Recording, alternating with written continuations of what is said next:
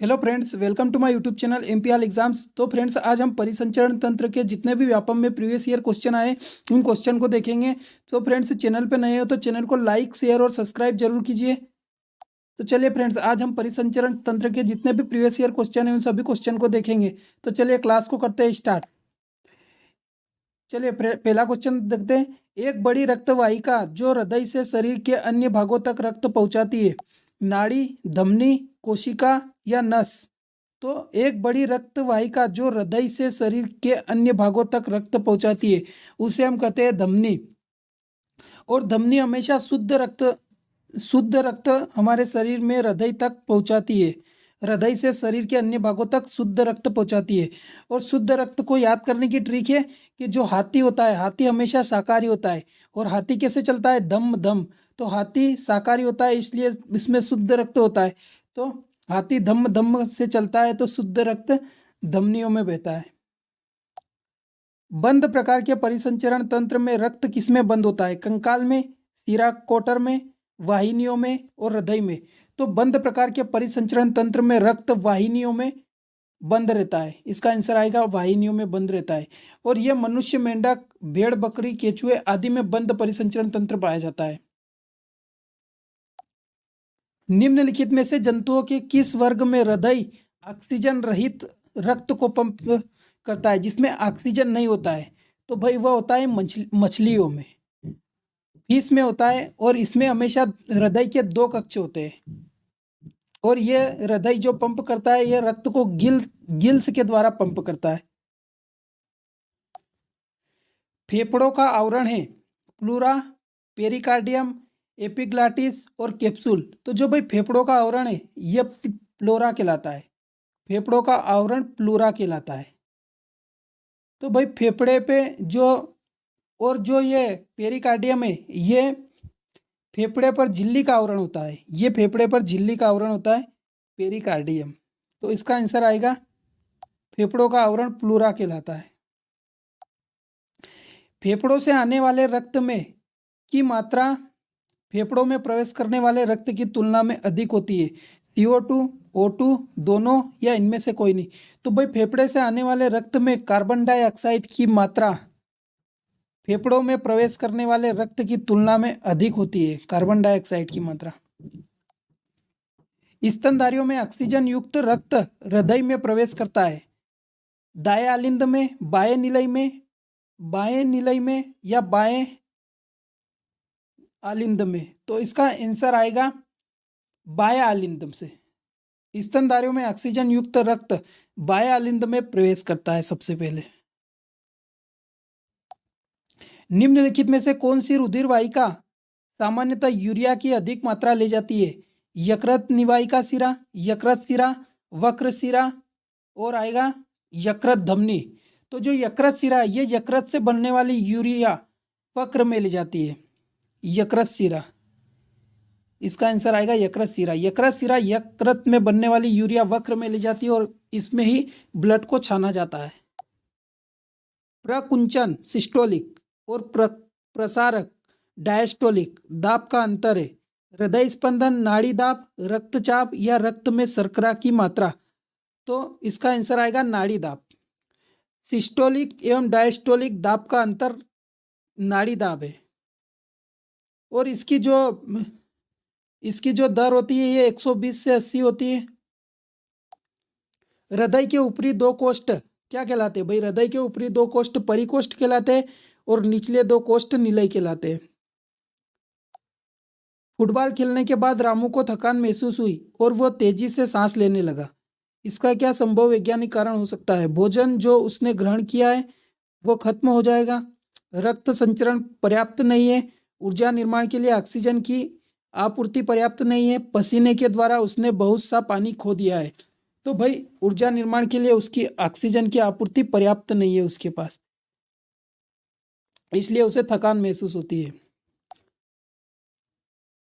हृदय ध्वनि को मापने के लिए चिकित्सक द्वारा प्रयुक्त युक्ति कहलाती है। इसमें श्रोतिका, नली और होते हैं स्टेथोस्कोप, चेस्ट पीस। इसका आंसर आएगा स्टेथोस्कोप और चेस्ट पीस होते हैं। डॉक्टर क्रिस्टियन बर्नार्ड द्वारा लुईस वासखंड की पर एक मानव हृदय ट्रांसप्लांट शल्य चिकित्सा किस वर्ष की गई थी? 1968, 1958, 1960 और 1967। तो यह शल्य चिकित्सा 1967 में की गई थी।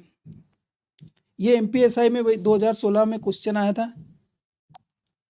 यदि स्टोक परिणाम 70 मिली व हृदय दर 72 स्पंद प्रति मिनट है तो हृदय आउटपुट क्या होगा? 5000 लीटर पर minute, 5040 litre millilitre minute, 4500 litre minute और जो 4300 लीटर मिनट। तो हृदय आउटपुट होता है, इसका ये न्यूमेरिकल वाला क्वेश्चन है। तो भाई हृदय आउटपुट स्टोक आयतन तथा प्रति मिनट स्पंदन का गुणनफल के बराबर होता है। तो भाई इसमें आंसर आएगा 72, 72 गुणित 70। तो 7 दूना 14 हो गया, ये साथ ही 49 और एक 50 और ये हो गया 0। तो 5040 मिलीलीटर होता है, ये इनके गुणनफल के बराबर होता है। ये डबल बार क्वेश्चन आ गया। स्कैंडिंग बांड जंप टेस्ट को मापा जाता है पेशीय स्फूर्ति, विस्फोटी क्षमता, पेशीय सहन शक्ति और पेशीय पंप। तो स्कैंडिंग बांड जंप टेस्ट पेशीय पंप को नापते हैं और ये हृदय की कार्यशीलता मापने के लिए एक अच्छा तरीका है।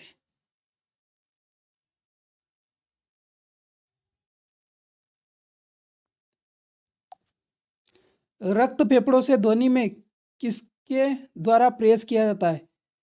महाधमनी, वेना केवा, फुफ्फुसी शिरा या फुफ्फुसी ध्वनि। तो जो रक्त फेफड़ों से हृदय में किसके द्वारा प्रेस किया जाता है? तो ये फुफ्फुसी शिरा के द्वारा प्रेस किया जाता है। रक्त का पंपिंग स्टेशन कौन है भाई? तो रक्त का पंपिंग स्टेशन है हार्ट, हृदय। रक्त का पंपिंग स्टेशन हृदय है।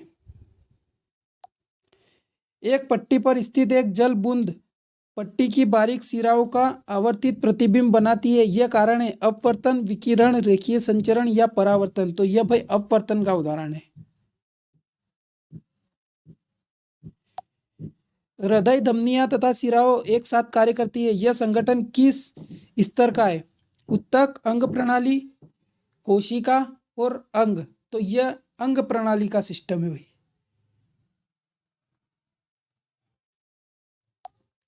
हृदय से बना होता है तंत्रिका ऊतक, संयोजी ऊतक, पेशी ऊतक और उपयुक्त में से कोई नहीं। तो हृदय पेशी ऊतकों से बना होता है।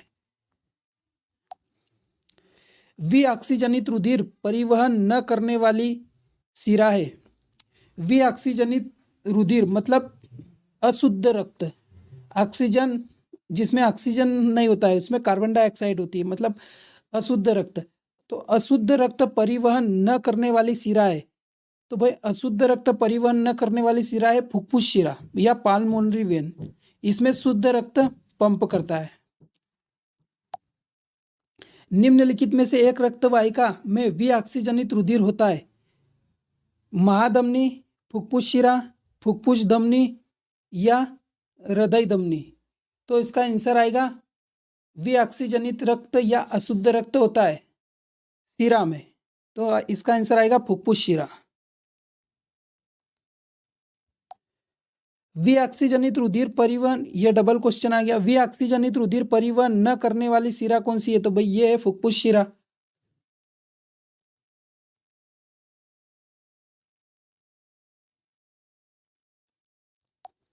मनुष्य में सामान्यतः रक्तचाप होता है? तो मनुष्य में सामान्यतः रक्तचाप होता है 120 और 80 मिलीलीटर हीमोग्लोबिन का। विऑक्सीजनित रुधिर, ये डबल क्वेश्चन आ गया। हृदय का प्रथम प्रत्यारोपण किसके द्वारा किया गया है? Gerhard Hansen, Joseph Lister, Christiaan Barnard या विलियम डी वेरिस।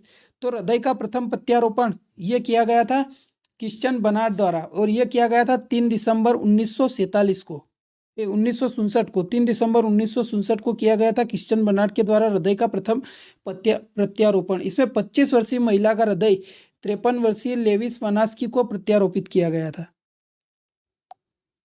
एक वयस्क मनुष्य में हृदय औसतन कितनी बार स्पंद करता है? तो 72 बार। मछली में हृदय में कक्षों या चेम्बर्स की संख्या होती है? तो मछली में 2 चेम्बर पाए जाते हैं या 2 कक्ष पाए जाते हैं।